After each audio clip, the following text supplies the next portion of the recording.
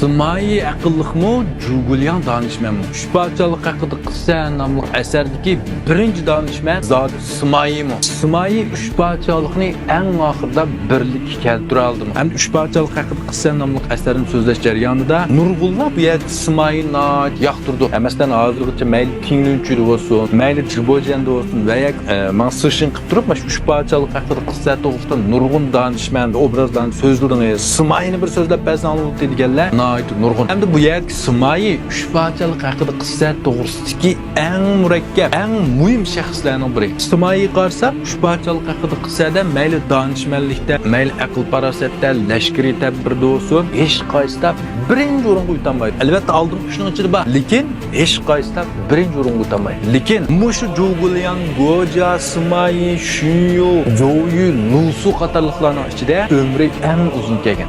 Salomatligi eng yaxshi Sımai.